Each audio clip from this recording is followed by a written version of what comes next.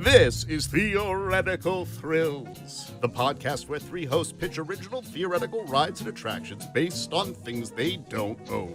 A special guest judge awards bronze, silver, or gold based on three separate categories: most creative, most practical, and guest's favorite. Whoever has the least amount of points at the end of the season must drive to Disneyland, touch the first gate, and drive home. With bragging rights on the line, the hosts will try to pick each other's ideas apart through gentle ribbing. So sit back, relax, and stand clear of the moving doors as we present Theoretical Thrills. Theoretical Thrills, the theory of the thrill. In 3, 2, fun! Hello, everybody, and welcome to Theoretical Thrills. I'm your host, Oliver. I'm Brad. I'm Spencer. And you're here for our podcast about taking ideas from a centralized theme and then pitching them to a guest. This week, we're doing Power Rangers. And for that, we have a very special guest. Please welcome Jordan. Jordan, how you doing? I'm great. Thank you so much for having me. This is the episode I was born to do. The confidence is making it so much better. I'm so excited. So if that's the case, what's your relationship to Power Rangers? So that was the very first show I was ever into. We all do Sesame Street, but then like when we turn on, like all of a sudden we're like aware of the universe around us and what we like and dislike. Power Rangers was like the first thing. My mom tells this story where I was watching and I understood the concept of stunt doubles. When I'm in preschool and I'm like, that's not really them fighting. She was like, what do you mean? I was like, well, they do the thing with their morphers and then and then someone else is in the suit. And she was like, how do you know that? But I didn't care. I loved it. And then you fixed the AC, reprogrammed. This was your Mensa moment. It's an unlocking of potential. Exactly. So funny. It's so funny that you say that because I literally said the other day, I didn't realize that the stunt footage is actually of an old like Japanese show and they just dubbed everything. I had no idea until like last week that was a thing. We get a text. A group text. We're in a group chat just to make sure we're clear on what topic we're supposed to be doing. And he goes, do you guys know that this is from a Japanese show? And you're just like, yeah, Super Sentai. Yeah. It was, yes, as usual. Yes, we are. And it's just funny because I literally asked my mom, like, what did I watch as a kid the other day? And she goes, I don't remember. She goes, oh, you watched a lot of Power Rangers. So the fact that I literally didn't know this until like last week is just mind-blowing to me. But anyway, that was just a side. I'm glad it's mind-blowing to specifically you. Uh-huh. Yep. Just me. In that regard, let's talk about theme parks. Jordan, what's your relationship to theme parks in general? Well, I didn't go super often, but I'll tell a quick story. I went to California Adventure. I'm a California kid. And so in 5th grade, that was when California had its big opening. And, I remember. Opening weekend. And it was terrible. Like it was before they made all because like they had done it on the cheap and learning about theme parks afterwards. Like this was a big push to get a second park in California. So we went with our family and it was just a terrible, terrible time. Like it was hot. The lines were long. It was just so many problems. My dad went back to his work the next day and his secretary asked how the trip went. And he said, oh, it was terrible. This, and that. Well, it turns out that his secretary was dating the son of a man named of someone named Nixon. Yeah, Bob Iger. Yeah, no. What was his name? I want to say Richard Don Nixon. No, Richard Nixon's nephew. But he was next door neighbors to Walt Disney and was like on the board of Disneyland. So my dad gets a call saying, hey, I heard you had a terrible time at California Adventure. I want to invite you as my personal guest out, show you Disneyland in a way you've never seen before. So we got to go and we never waited in any line. He knew everyone like by name, which was like a magic trick that I thought was a magic trick for a second, because we go to like the Mark Twain adventure, right? We go on like the steamboat. Yep. And he like called, was like, hey, Debbie. And Debbie was like up in the top. She'd be like, oh, hey, Don, you want to come up? And I was like, this is a magic trick because I'm still in 5th grade. not knowing that they probably like planned all this and they like had it all set up. But we got to go to Club 34, and I got to see like the back ways of like, if we wanted to go on a ride, he was like, don't worry, we're not waiting in line. Let's just go around the back. And we went in like the back door to all the rides. And then they'd be That's awesome. Oh, Mr. Nixon, right this way. It was so cool. So yeah, that was like my beginning of like, oh my God, theme parks are kind of awesome if you like have the nephew of a former president. I think it's fascinating that you got to go to Club 34 because that doesn't even exist. What did I say? Oh, is it Club 33? Yeah. No. He went to an even more exclusive one. Yeah, that's what I was saying. I said, oh no, did I? Oh God. That was my point. We need to go back, and you guys need to forget that we are not editing that out. We are not coming editing that for out. you. They're coming for you. Ladies and gentlemen, you heard it here do not first. listen to this podcast. What a delightful finale. That was my point. What a great finale for our show of all of us getting taken out before the end of the broadcast. That was my point, was that it was so exclusive that it doesn't exist. Oh, yeah. I shouldn't have said anything. No, you're all good. No, you're good. No, we won't tell anyone, so don't worry. So let's get right into it. Let's talk about our pitches. Now, for those of you who know the show, you're going to see each one of us pitch or listen, and you're going to be getting pitched to by the three hosts. Jordan is then going to award 3 prizes per category. The categories are practicality, which is something that seems like in a world of a theme park, it could fit in a theme park. It, considering budget, considering theming, considering just general practicality in a theme park. The next category is creativity, which is something that maybe seems like it might be a new innovative idea or something, just kind of like taking a retheme or making something ultimately more or less, without another word, creative. And the final category is, Jordan, it's your favorite. Whatever tickled your funny bone the most, whatever seemed like the coolest thing that you want to go on, anything goes in that final category. It's your favorite. And we're doing them from a bronze, silver, and gold. So you're going to be awarding first place, second place, third place in all 3 categories.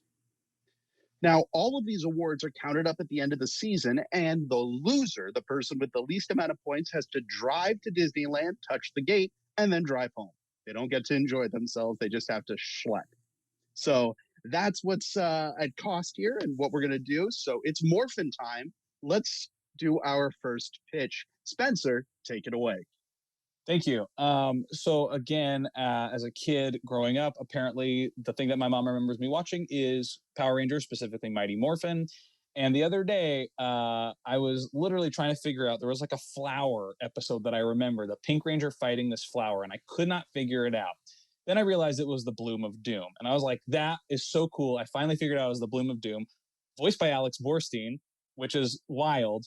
But I couldn't think of an attraction I wanted to do based on that. So I have other Mighty Morphin and other Power Ranger series that I decided to go with. So my first one is based on the fact that I thought it was a fly trap and not a flower, but I came across the Invincible Fly Trap. So my first ride is Mighty Morphin Invincible Fly Trap Drop. I don't think that's what I actually called it, but that's what I'm going with for now. A drop ride? A drop ride. It's a drop ride. It's a 90-degree... hold on. It's a 90-degree drop tower that meets a shuttle launch, which meets a simulator. So what you do meets a little bit of... It's like... Hold on. Did you just call a drop tower a 90-degree drop tower? Like, well, let me explain. So no. So have you ever? So Busch Gardens has this thing. It's like Falcon Flyer, I think, where once you get to the top, the seats drift 90 degrees straight down. So you're facing the ground. So that's what I mean by 90-degree drop. But it's like Falcon Flyer meets SheiKra meets maybe a little bit of Spider-Man as you go through this ride. So you hop into a drop tower that's in the shape of an invincible fly trap. So it's the invincible fly trap, but it's like the stomach, right? And you rise to the top as the fly trap speaks to you, telling you that you won't escape, but it's all the Power Rangers and the invincible fly trap, like old school dialogue. Kind of like Dr. Doom or Lex Luthor Drop of Doom. As you're going up, you hear that spiel of like, you're never gonna get away. When you reach the top, everything goes silent, as it always does as you're waiting to drop.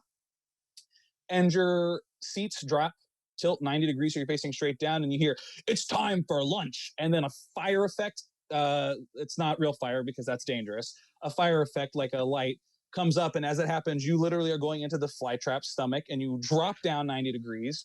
And when you get face first. Yeah, face first. Yeah, correct.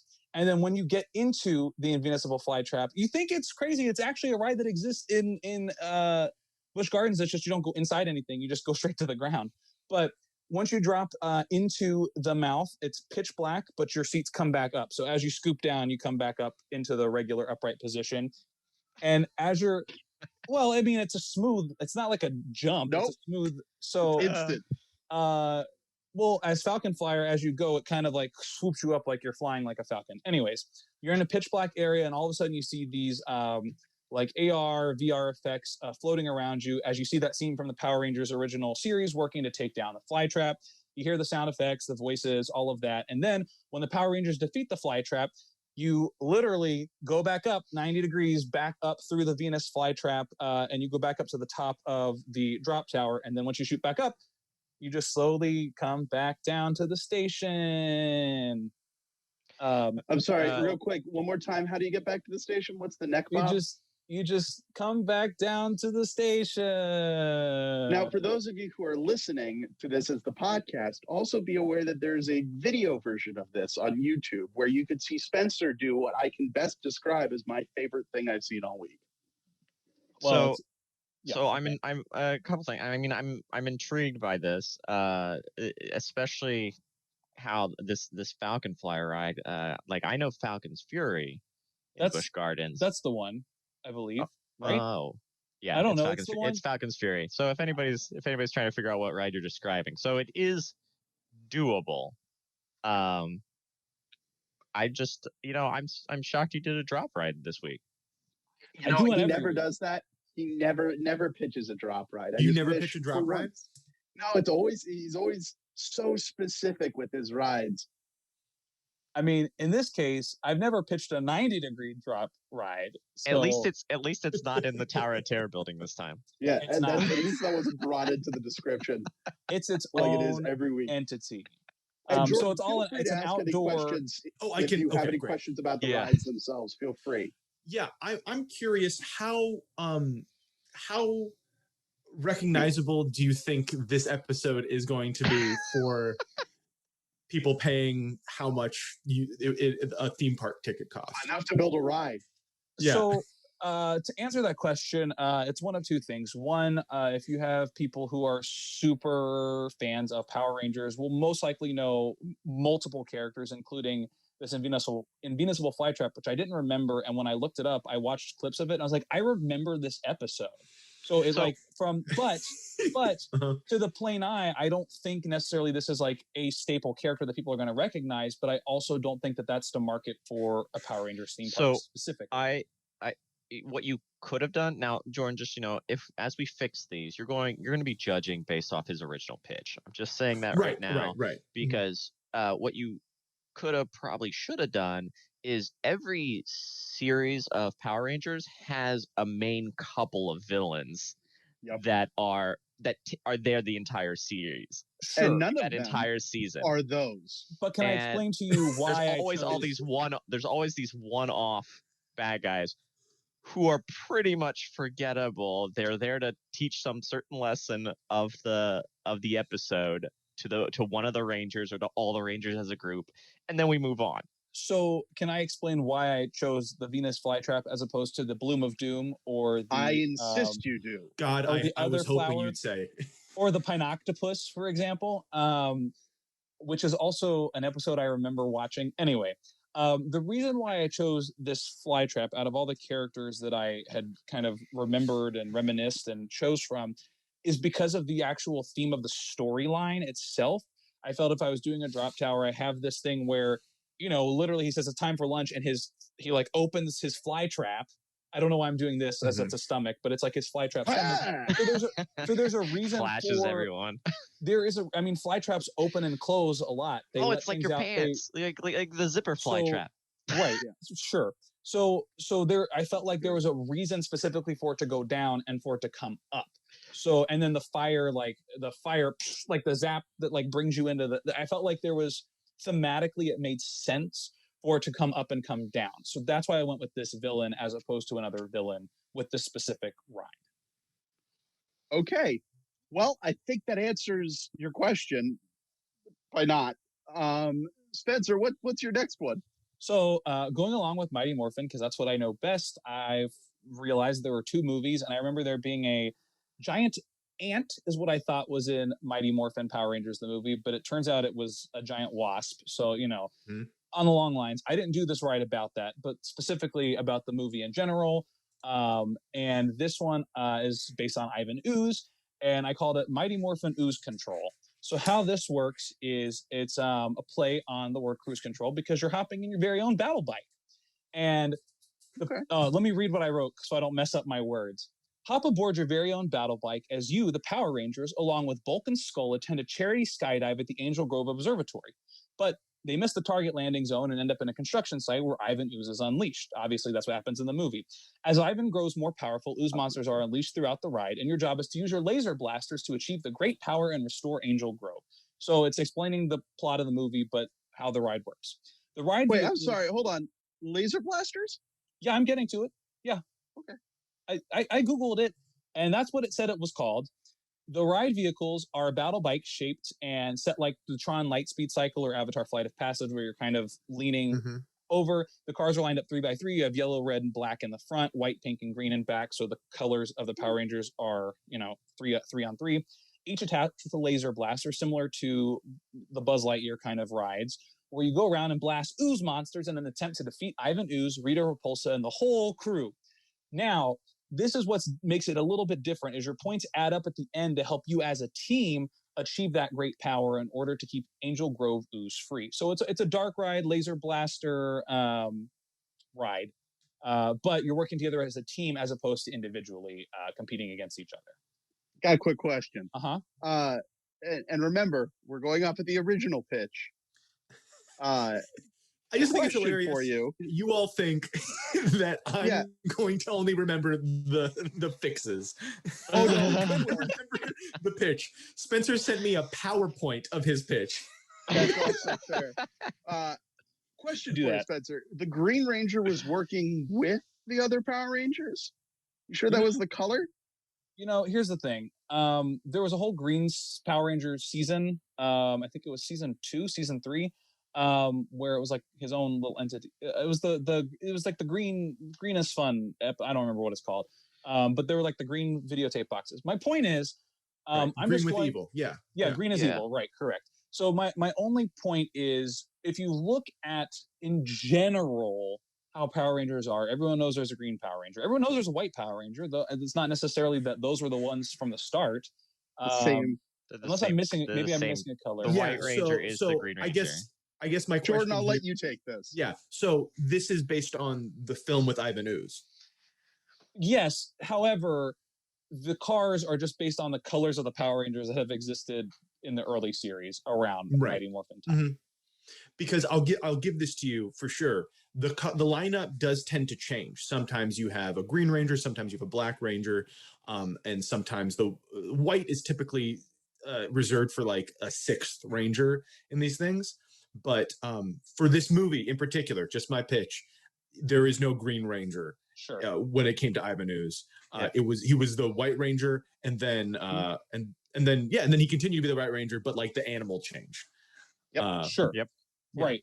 I also had to think about capacity because 4 people in a car, depending on how it works, is a smaller amount of people per hour riders than 6 people per car.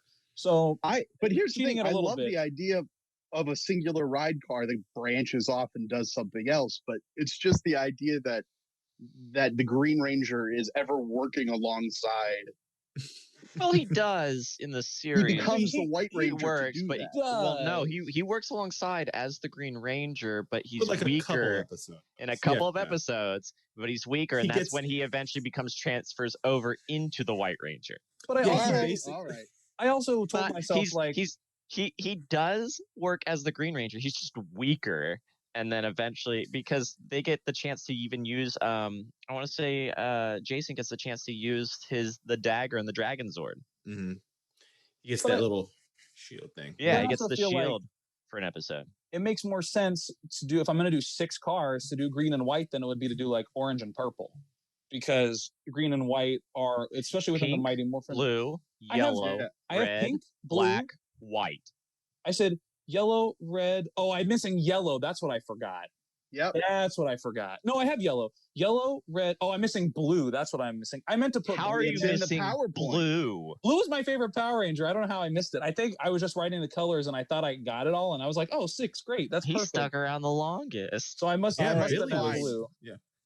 Back So to I your meant pitch. blue, but You got one more idea coming for us, Spencer. Correct. Is This that isn't right? helping your points total. I'm just saying I'm just telling you right now. I'm Well- keeping sub points, and that's what's determining.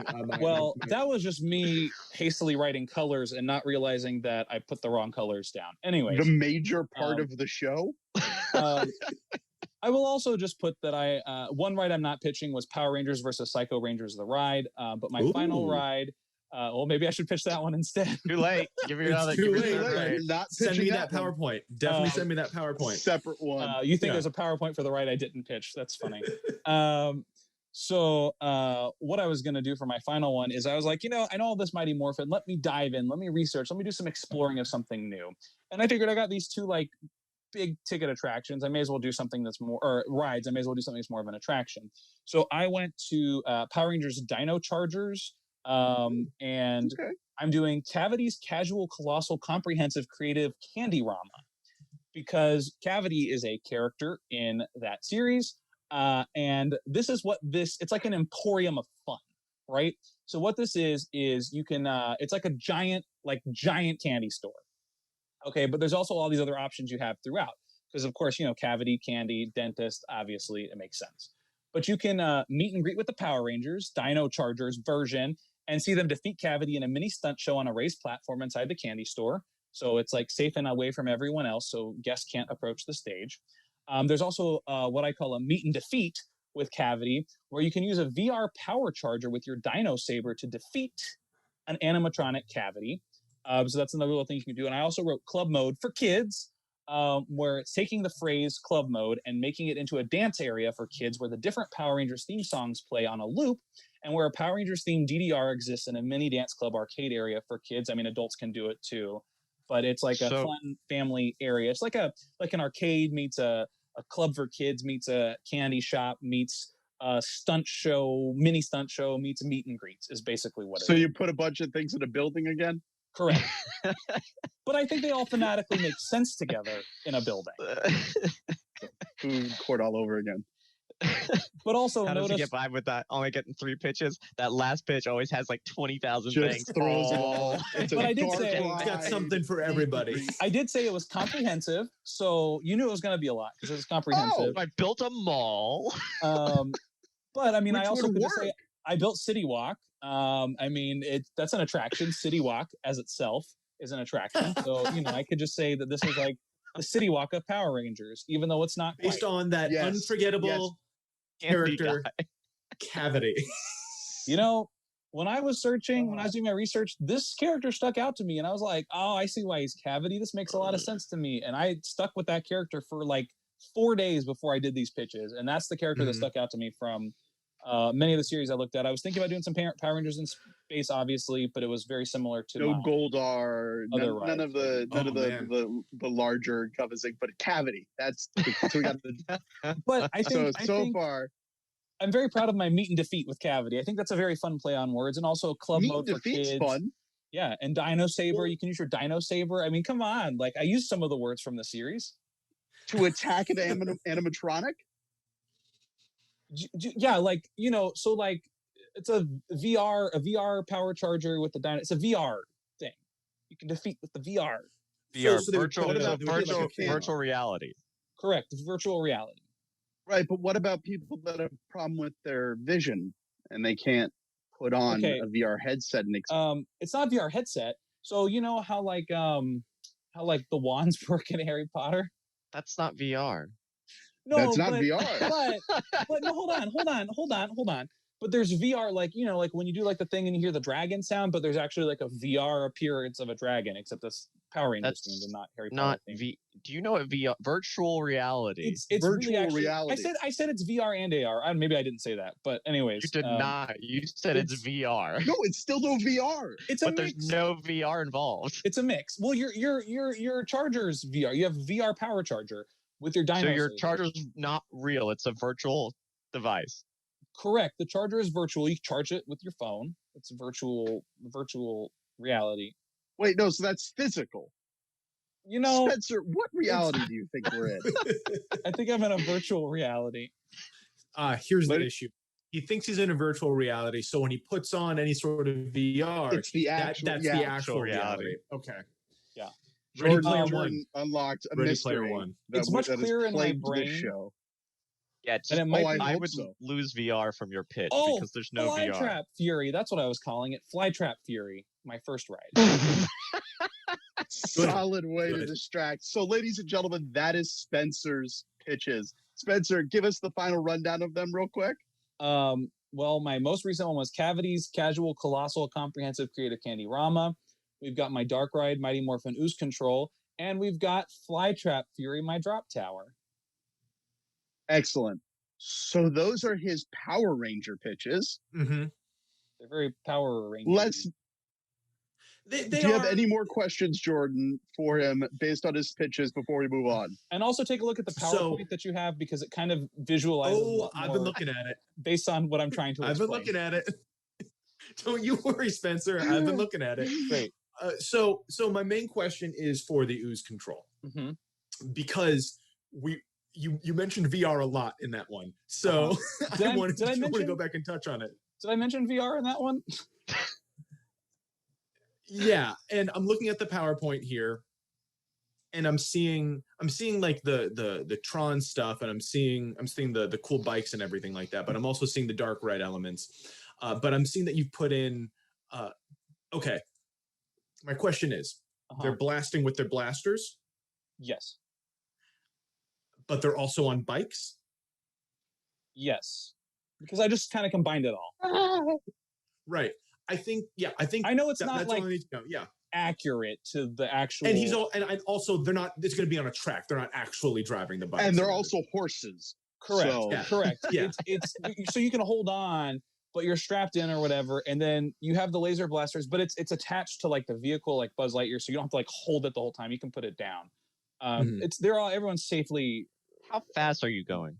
Oh, it's not super fast. It's like Buzz Lightyear, maybe a little like Buzz Lightyear meets maybe at times a little Men in Blacky, but it's mostly like Buzz Lightyear-y, like pretty slow. Okay. So then, Jordan, lock those away in your brain grapes. Sweet brain grapes. Oh man. So if you're enjoying the podcast that you're listening to or watching this on YouTube, feel free to remember to comment, like, subscribe. Let us know what you think. If you have questions about the rides or even have ideas for your own, feel free to comment down below with those. Now, with that said, we should move on to our next pitch. So, Brad, you ready? Oh, I'm always ready. All right. All right. First off, I've actually watched every single series of Power Rangers. Nerd. Okay, then. I had done a Doug, if you remember Doug from the board games episode. We had challenged each other. We had realized they were on Netflix, and we watched every single episode. There's some really good seasons. There's some really bad seasons. The flowers stand out? Turbo's awful. Oh, the flower? Everybody remembers the flower. Turbo's awful. Samurai is awful. I heard that it picks back up at Power Rangers in Space, but in order to understand what happens from Power Rangers in Space on, you have to have seen all of Mighty Morphin to really kind of connect the dots. Mighty Morphin, then you have a brief stint of Alien Rangers, and then Zeo. It was a little weird for a hot second. Also, just wanted to point out that I remembered Bloom of Doom after some deep dive Anyways, research. that to say that I've actually developed rides for someone who enjoys Power Rangers and doesn't just have random one-off characters. So welcome to my Power Ranger pitch. Ladies and gentlemen, boys and girls, children, non-children, everyone. My first ride is It's Morphin Time. Okay, It's Morphin Time you're going to be entering into our theme park at the Angel Grove section here, and in It's Morphin Time is a roller coaster. Now, this is a roller coaster that starts in Angel Grove and it ends at the command center. What's going to make this more unique is one of the things that they had in the especially in the earlier series Some of the later series have it. They don't all have it because they went realistic with some of the Power Rangers, but the teleportation sort of colors. It's especially in the Mighty Morphin where the beams of light are teleported up to the command center and they're teleported there. So I'm going to do that with a roller coaster. So we're going to have our roller coaster tracks with LED lights going down each row. So we get the nice little pink and yellow and green and whatnot. So we'll have different cars with different colored lights, but essentially, because I didn't want to overcomplicate and make it a wider car, I didn't want to have like weird patterns of lights. So I'm just going to have essentially, if you figure about 2 cars of roller coaster cars, then we can all the colors will be represented. So it's going to have LED lights. So it'll look fine during the day. It's going to look really cool at night. I am aware of that. I think there's just some things that some rides just look better at night, and this is going to be one of them. The thing that's going to be with this is it's going to be a flying coaster, like Manta at SeaWorld. So it is what's going to happen. The reason for that is because when you're teleporting, they're sort of going, they're flying essentially. Like that's, I mean, if you look at the beam, it's not like they're just in a roller coaster pushing forward. They're going up and around. So you're going to go up into this roller coaster. It's going to be sort of like you're flying to the command center as your little teleportation beam. This is where I'm going to get unique, though. One of the things I like is like Hogwarts Express gets you between 2 locations, and it's a ride at 2 different things. Oh, no. So there is a load-in station at Angel Grove and a load-in station at the command center. So you can take a roller coaster to get there. You can get off to experience the command center, which is where my other 2 attractions exist. And then you can take a roller coaster to teleport back to Angel Grove.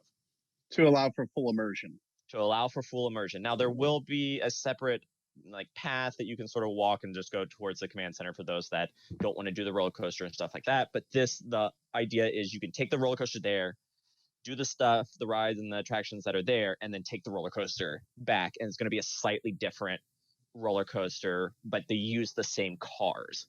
So it'll be you're basically building a ski lift that happens to be a roller coaster. Yes. A loopy ski lift. Yes. Yes, so this way we get it's essentially I'm getting 2 rides out of the one roller coaster. Yeah. Smart.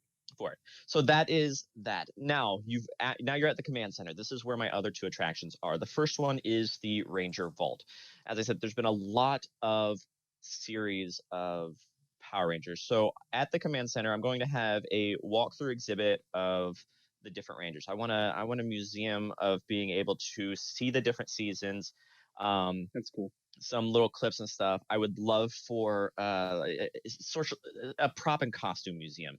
Essentially, it'd be great to get some of the costumes from these series and some of the props from these series actually there, so you can see the evolution of the suit. You can see some pictures of the Zords, or maybe some scale models of the Zords and stuff, because there's been some really good Zords and there's been some stupid Zords.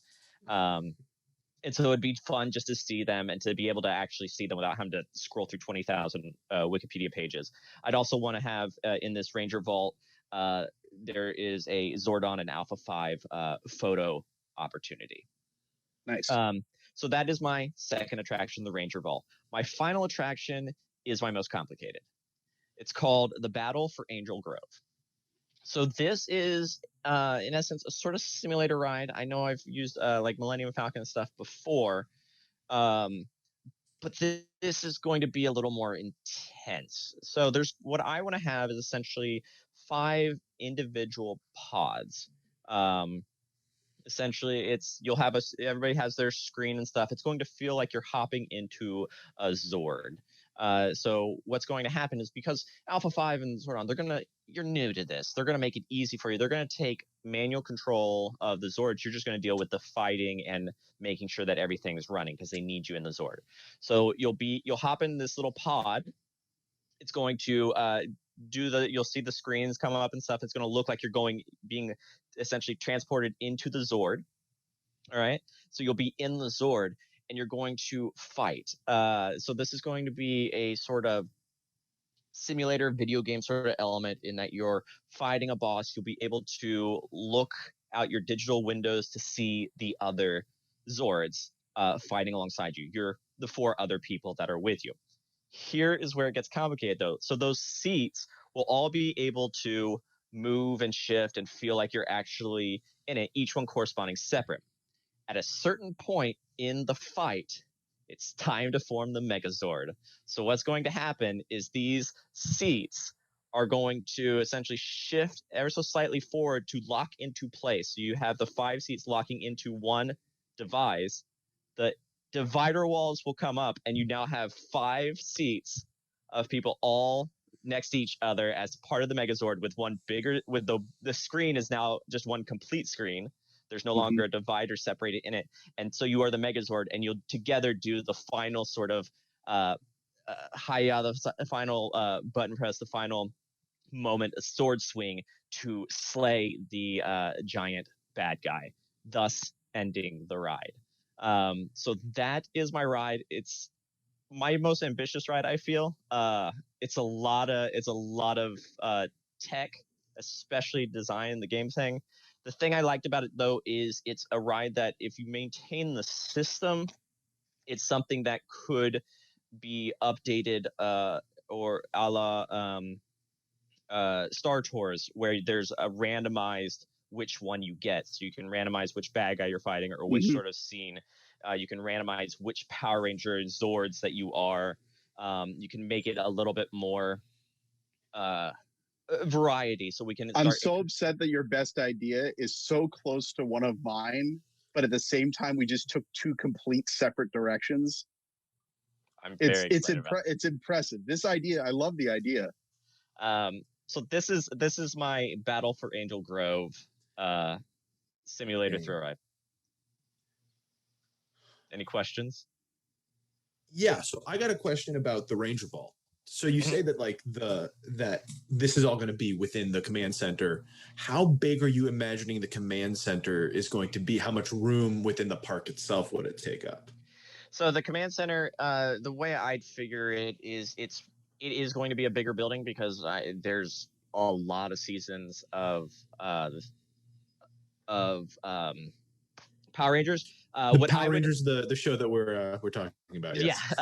Yeah. What I would do, Voltron? what I would do, in interior wise to make it is I would take sort of that idea of I really liked from the most recent Power Rangers movie, where it's sort of a cave system sort of thing, and so I'd make it to feel like you have the nice, well done command center part, and then you're sort of going through the cave system. This is going to be a bigger building, but I mean, it's no different than some other. I mean, some might say you could fit a candy emporium inside that Ranger Vault. No. This is not Wonka. I'd say because the nice thing is this building's also going to contain the queue for the roller coaster going back.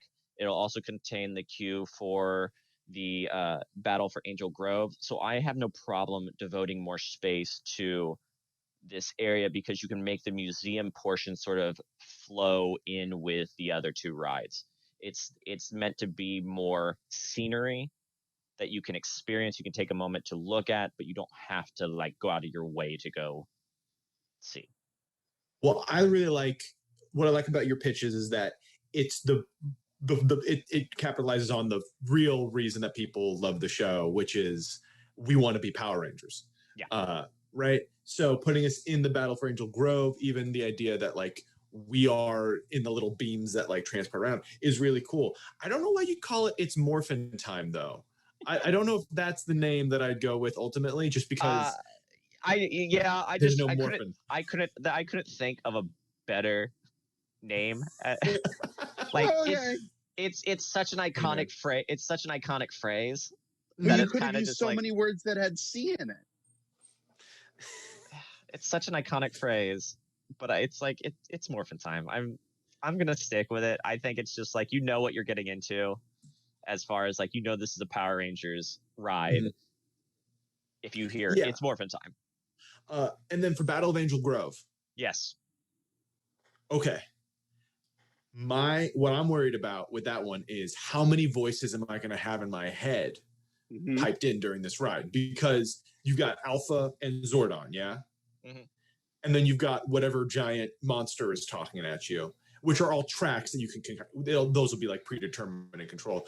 But then you have 4 of your friends or maybe strangers that presumably would you be able to hear them? So presumably, the way I would have it is you wouldn't be able to hear them until you're all in the Megazord. Okay, Great. very cool. Because there is that problem of like, yeah, obviously you just have some strangers just babbling to each other, and then you're having to listen to their conversation. Yeah, no. So I would love to hear a couple in a really big fight. I'm not gonna kick it. I'm not gonna kick it. I would make it. Why so don't that you just for once do what I asked you to do, Cindy? This is I'm not the head. time, and there's just Please, a kid just crying. kick it. I don't want to fight. So you wouldn't be when you hear them, it's because your divider walls have come up and it's open space now, so you'll hear them Like a limo. Because because now you're actually in their area. Okay. Oh, so you wanted to be the Pink Ranger, huh? Yeah. Okay, and that's and so okay.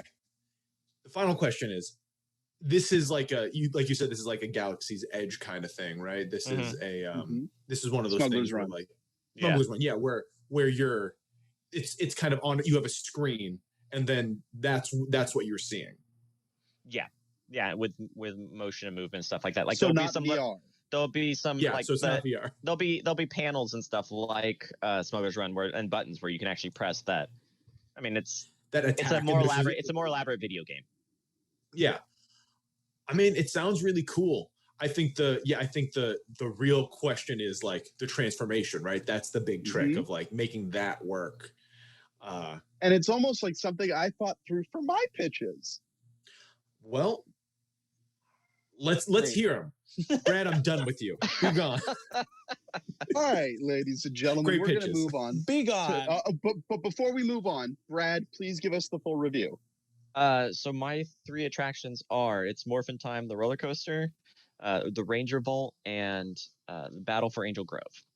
All right, moving on to my pitch. Let's talk about the experience as a whole. So first of all, we're going to build out Angel Grove. That is where this is all going to take place. There's something iconic. Angel Grove. Yes, I want to make a very simple compartmentalized version of Angel Grove.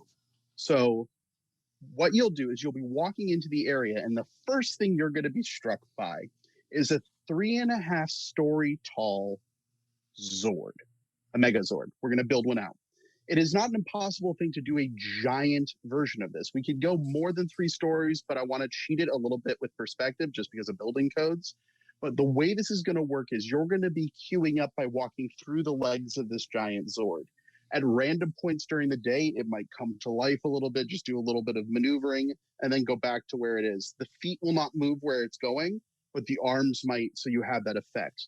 That's going to disguise our show building for our main ride. The Battle for Angel Grove is a great title for it. Man, I wish I had even thought of it. But instead, I decided to do something called the Battle Zord. This is my experience in my e-ticket ride. The Battleborgs? Yes, the mighty Battle Beetleborgs. You're talking about Big Bad Beetle VR Troopers. Yeah, no, I'm going to do VR Troopers. I'm not even going to do Power Rangers. No. So you'll walk through this giant Zord, something that as a kid, I always dreamed of seeing, literally looking up and there's a towering robot above me. So you'll walk through and you'll be in the queue line that is being broadcast through by Alpha. Alpha will be warning you and telling you what's going on with the ride and what's like, oh no, it's going to be actually telling you the overall story of what's going on. In the story of this ride, Rita Repulsa has sicked Goldar on Angel Grove. It is your job to team up with 5 other people, or 4 if you're going to be doing the lesser version of it. But the whole point is that you're going to be doing a full cockpit like Smuggler's Run. In this situation, you will have a door in front of you. You'll be each handed a morpher. It's one of the most important things of this ride, that you're going to be getting a morpher in this experience with a take-home power coin. that you'll be able to do. This morpher will tell you which seat you're going to go sit on. In order to make the door come down, you'll all have to say it's morphing time. Lights will flash, music will start, the door will drop, and you'll go take your seats in one room. You're all in the same pod. There is no time where you're transforming into it. It's just for the sake of the story, but also for the ability for us to stack multiple rooms on top of each other without having to worry about occupying space of moving mechanics. Each one of these rooms is going to be a split division between Smuggler's Run and the Simpsons ride. And this is the reason why I'm saying this. Once in your position, locked into your area, you will have control over part of the Megazord. The same way you do in Smuggler's Run to do the different occupations where buttons light up, there's different things that are prompted in the story. You're going to get that with this, but you're going to have to work together and communicate. The overall speaker will be the music coming through, and parts of it will be fed through with will be patched through with Alpha. Sorry, my with notes music by Zed. With music by Zed. It's a new cologne. Real quick, here's the big. I hate to interrupt. Here's the point of the ride. All right, go ahead. The point of the ride is to get into a giant monster battle. The battle that is chosen will be one of 3 battles that she can stick on you. The monsters will change. It'll be a small boss, then a big boss, because there's something special about defeating the first boss and then seeing the giant version of it. There's something special about Power Rangers that put that into the minds of people, where it's you defeat the regular size version and then you see him grow to be a bigger threat. At this point in time, it is basically going to be a Rock'em Sock'em Robot style brawler video game. It's literally going to be like, right punch, and someone will have to press the button. You're going to work together to defeat this enemy and save Angel Grove. At the end of the game, your wristband, which is your morpher, will unlock itself, be put onto your seat, and you can take the coin with you. So we're never losing track of that. On your way out, you can buy yourself a morpher from any of the series. Specifically in area, so you're going to probably want to break here to be able to ask questions about this first ride. Yes. So a couple things. First off, your Zord is 3 stories tall. It's 3 stories tall in real life because of flight problems, but we'll make it look as if it's way taller. Okay, because the actual height of like the Megazord is over 100 meters. So right, we're gonna play difference. With force perspective. Yeah. Secondly, first you're getting in this Megazord and you're fighting the small bad guy, and then he's growing even bigger. Yeah. Reader repulse to throw something, it makes it grow bigger. So you'll see it basically blow up the little version. You're in the Megazord because it got big. Yes. You're going to see it grow to become a bigger problem. So it's like you're throwing a Pokeball into it, and then the Pokeball erupts. But you just said we're fighting the smaller one as well. So the Megazord could just squash the smaller one. No, you're going to see it basically, like the ride will start off with you seeing it being defeated from a distance, and then that will grow. Oh, and that makes more sense. That is not how you explained it. I would have loved if that was the thing. It's like, fight this it's a tiny 2-minute ride.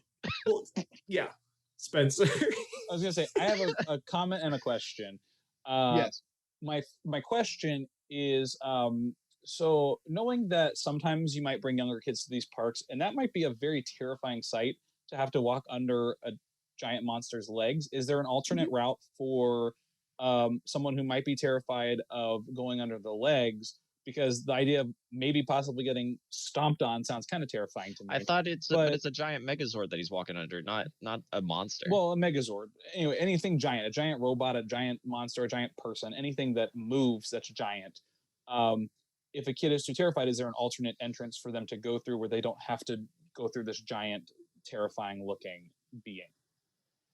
I mean, I guess if they can't handle going through under the legs, the legs are fixed. If they can't handle walking underneath the robot, they probably shouldn't be on that ride. And my comment is, I would like to amend all of my rides and attractions to include free power coins, because the way Jordan's eyes lit up when there was a take-home power coin was probably the best moment of this podcast so far. Yeah, because it's so important to the experience. Here's the thing, though, and I have a feeling that this might lead into your second thing because it seemed like it was going to. Power coins don't apply to every single Power Ranger. Correct, which is what my second attraction gets into. So you can't just buy any morpher from any season to use your power coin with. Correct, which is why there's going to be a build your own morpher area at the next thing. So I'll explain how that works in a second. But my big question here is, you said that sometimes it moves. So the simulator itself, the room that you're getting into with the 5 other people. It's like a marionette. You're saying I'm saying like, giant robot. Yeah, the giant robot. Yeah. Yeah. From It's like waist marionette. up, it'll have you'll see it like lift up a sword at one point, or it's not. The thing is, it's not that hard to build a giant animatronic as long as the move is simple. It's also, he said 3 stories. 3 stories is not that big. Like I'm reality, worried about flight. I'm saying your Megazord is completely doable. Your thing is you're doable. talking about I'm making sure. I'm making that sure condescending Jordan comments to me, Spencer. Brad. That's to me. I'm kind of making a comment towards Jordan. You're trying to make it about me right now. That's interesting. Think it is. Interesting for the mini points. I think it's really interesting. Yeah, I was gonna say you should add that to your sub points there. Yeah, no, it's very interesting. The mini points affect the sub points, which affect the overall. Do I get Do I get any mini points for that coin comment? Because I actually truly believe that. But also, no, you can't add that. You mean stealing? You mean stealing? You get points for stealing? No, you don't get points for stealing. No, I mean the fact that you were so elated by the power coins, and I said it was the best moment of the podcast. Spencer. So the entire reason I included the power coins is it gives. Oh my god, I love the power coins. Oh my god, they're so great. It gives it replayability. So the fact of the matter is, if it's chosen at random which part of the Megazord you're going to be sitting in, you're going to want to re-ride the ride if you get a Power Ranger you don't necessarily want to be, which means you're going to have people re-queuing up for the experience and looking to do better each time. What do you mean by that, a Power Ranger you don't want to be? Yeah, if I don't want the Power Ranger, I'm just not going to ride it, and I won't come back. Okay, I can guarantee every kid at one point in time with their friends on the playground said, no, I want to be this Ranger. And they say, you can't be that Ranger, which is why I have it chosen at random. No, so I was more just giving you crap for saying that there's a bad. I know, but I had a solution. I will say it wasn't really. If it's going the way, what's your next ride? Hold on. I got something off of this. That randomization. What kind of, and I mean, it was a fine ride on its own. But what bugged me about Millennium Falcon is you don't get to pick if you want to be this or that or the other. Like, here's your card. This is what you are. Yeah, but it's a really flow mechanic thing. And it's a flow mechanic thing. It's my ride is also random as to which pod you're getting, like determines which Zord you get. Like it prevents the parent from having to sit there and explain why that person's not doing it. It prevents fights. Yeah, and it keeps the line moving. Here you go. This is you're here. Great. Otherwise, you end up with the problem of like the front line of a roller coaster, but with all of your things. I want to go with the front. And then you're like, so then you have a bunch of empty rows. And with a simulator, I don't want empty. So that helps solve that problem. So this empties out into the Angel. So we're going to move on to my next one here. This empties out into the Angel Grove Youth Center. All right. The Angel Grove Youth Center will feature many of the different shop items that you can do. The biggest thing with Power Rangers is the toys. The toys are the whole point of the thing. But they don't exist in the Power Ranger universe. Correct, which is why in the Angel Grove Center, you're able to use that as a gift shops type scenario. I don't have it really being a smoothie bar because or in Mighty Morphin, shop. They don't know who the Power Rangers are. Correct, which is why you can buy them as toys. This toy shop is going to feature your ability to build your own morpher. Take different parts from different ones, use different things, because I know that there at one point the actual spirits, instead of spirit coins, they were the marbles. That whole subplot of marbles being the thing that they're captured inside, which was weird. But the ability to swap out parts to your favorite morphers and build your own that lights up and makes sounds. It's interactive with the rest of Angel Grove, so you'll see it light up and do that sort of thing. But most importantly, it allows you to wear your morpher when you get on the ride itself. So the power coin, no matter what happens, can fit into the other morpher, but you can have another thing to put onto it as a toy. It's an add-on. So it allows us to add a premium experience. On top of that, we sell the helmets.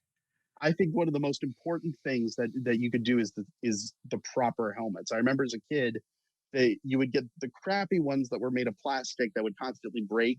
Oh, and yeah. then it wouldn't look right.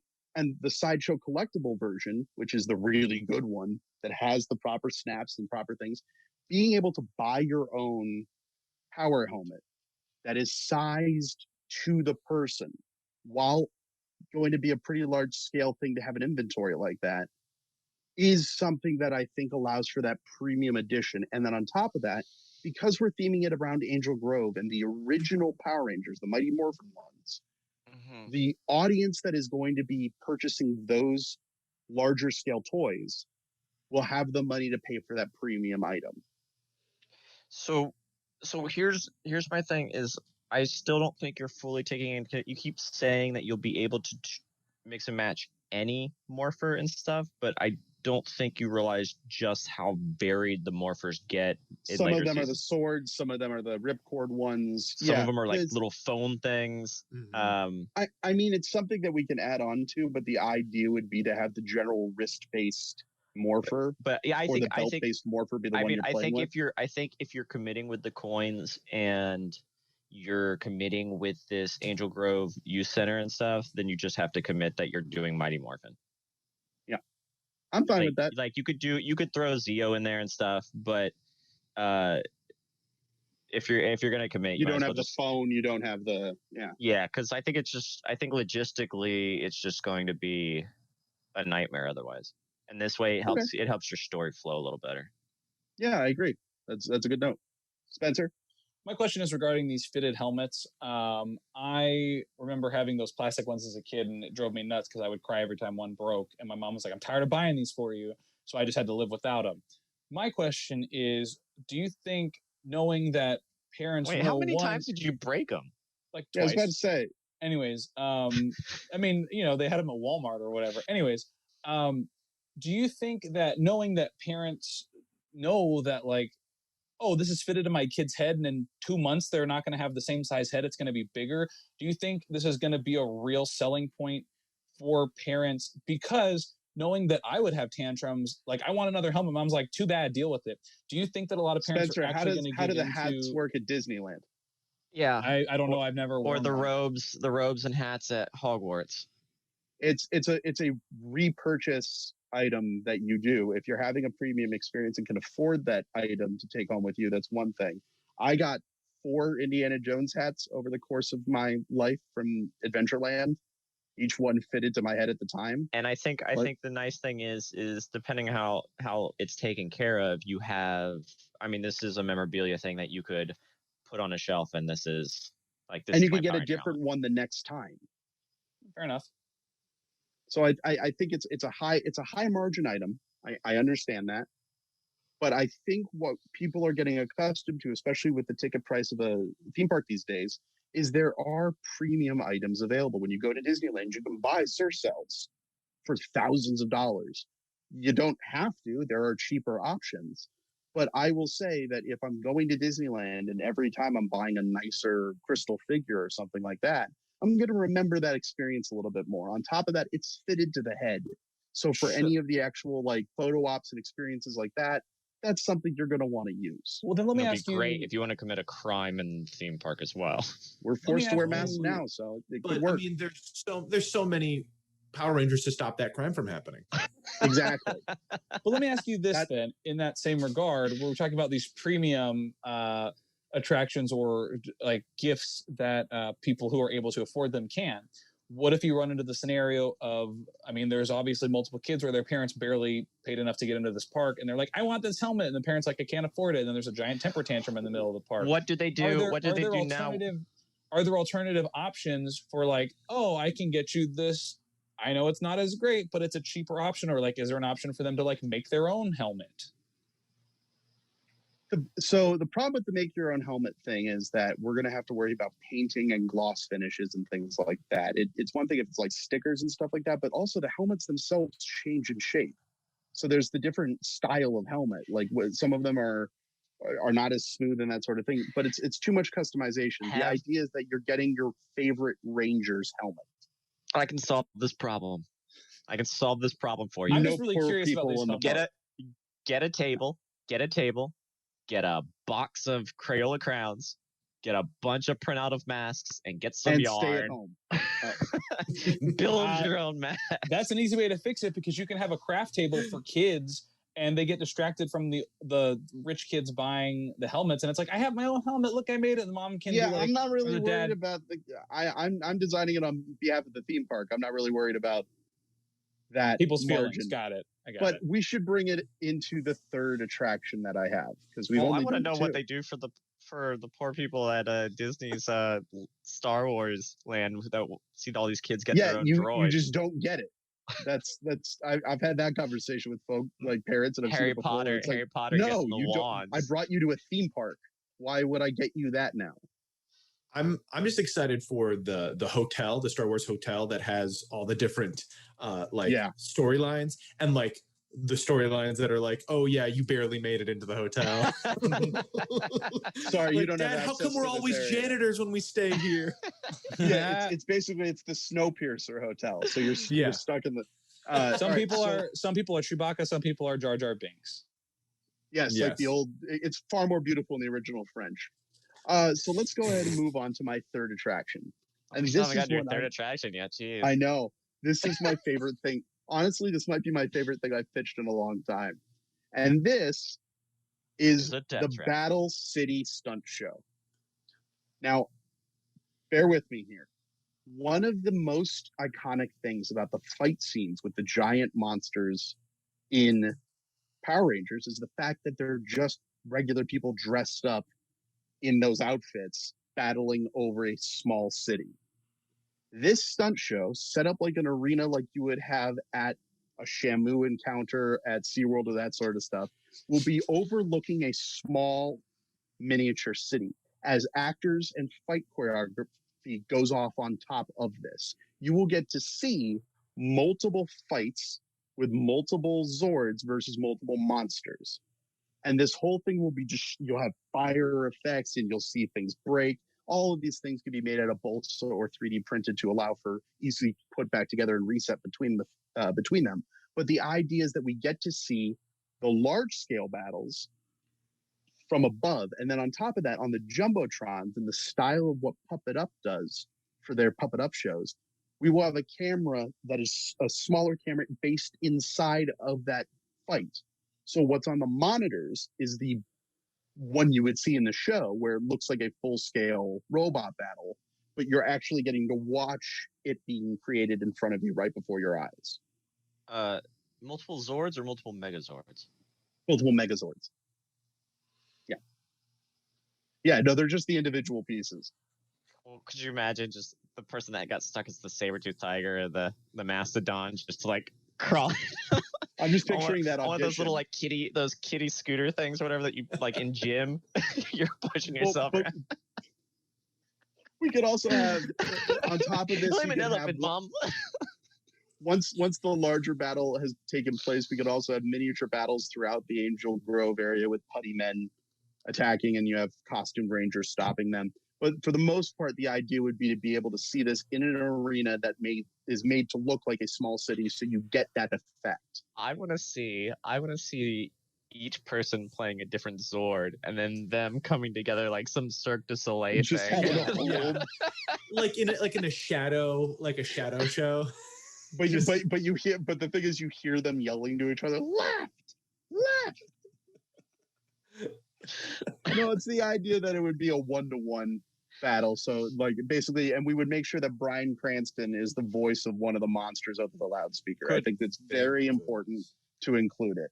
Could we also have fun? One of the things I really enjoyed is like some of the series with the Dragon Zord and stuff. They hop on top of the Zord. They don't get inside it. They hop on top of it. Yeah. Can you have the person just like the Megazord? They just have this little action figure. Yeah. They can hop on pop. and then just Way to be in the topic there. Way Spencer. to get in there, Spencer. Thank you. You know what? I was waiting for my moment. It is affecting his mini points. Oh, it's affecting the mini points. But is it affecting it in a bad way or a good way? You'll know at the end. Those are my 3 attractions. Jordan, do you have any questions about the stunt show? Yeah, so the stunt show itself, I'm assuming this would continue to be themed under the Mighty Morphin banner. Yeah. That's, Okay. I honestly, I think there's a nostalgia element to paying for the premium experience. If we're going to pepper this into the whole area, I think it's fun to be able to buy the other helmets, but it's something that could be exclusively to that nostalgia phone. Yeah, this is kind of what keys into why kids like the show is the pattern, right? Yeah. The pattern of the show is they have a problem, they meet the Rangers, they have a problem, they suit up to fight a bad guy, they figure out how to beat the bad guy, then the bad guy gets big, and then they work together to be the Megazord to beat the bad guy. It's like a ritual. So like I think I was hoping that this would be one of the things I heard today, because like this is the live Power Rangers thing that like got everybody involved. That if you're a fan of the show, you know this is like your church. You can bring your kid to it. It's something you could not only be enjoying yourself, but it's something that you could show your kids. All the old episodes are online. You're able to show it and share that experience with them. I think that's just the nice thing. Power Rangers, just as a whole, like I said, I've watched all the series and stuff, but it's that each one is that same sort of general, like it's teaching lessons for kids and stuff like that in a fun, actiony, silly way. Dubbed, ripped off way, yeah. Well, but I love it. The Japanese version actually gets a little bit more serious and stuff. Yeah, like for sure. A little more wacky and. So to review, you have my e-ticket attraction, the Battle Zord experience. You have the Angel Grove Youth Center, which is a shopping experience, and you have the Miniature City Fight Stunt Show. Battle City Stunt Show. Battle City Stunt Show. You don't even remember the name of your thing. That would be helpful if you were pitching it. Jeez Louise. Okay, one time I have that effect on people. So, Jordan, you now have a huge decision in front of you. You got mini points, you got molecule points, you got points. You gotta factor in. In what's the going words through of your head. In the words of our good friend Alpha 5, aye. That's a good way to put it. You guys brought some amazing things to it. And I also brought some attractions as well. Yeah, and then Spencer brought some things as well. Well, guys, these are the things that I wish were around when I was,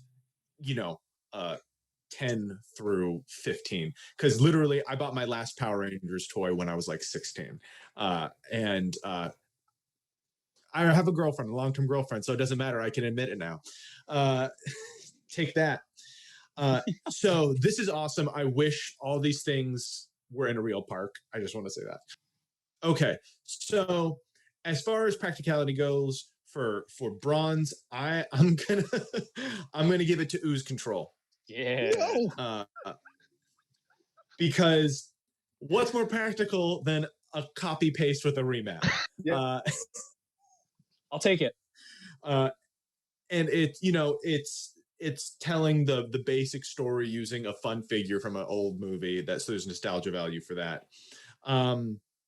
Silver for practicality, rather. I'm going to go with the Battle City Stunt Show, because again, a classic staple and very doable.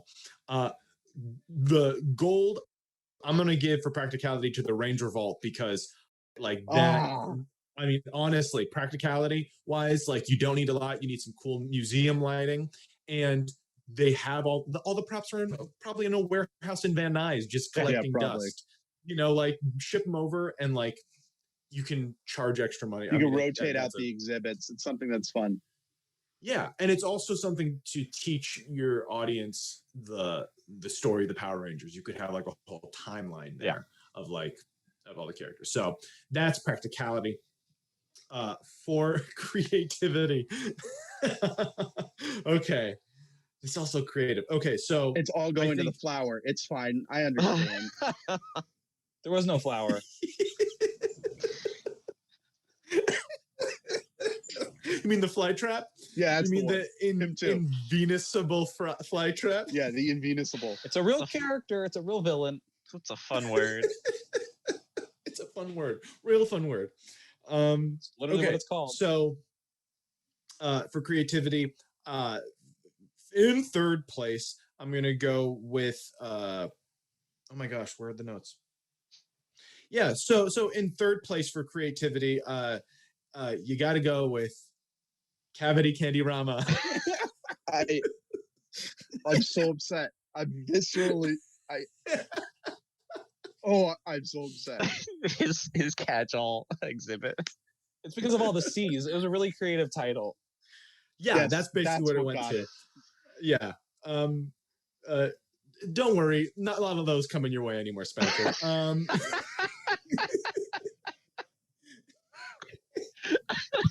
Oh, you know what? You redeemed Silver.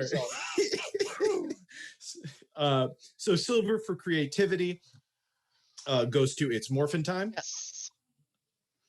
I think it's a simple concept, but also very practical.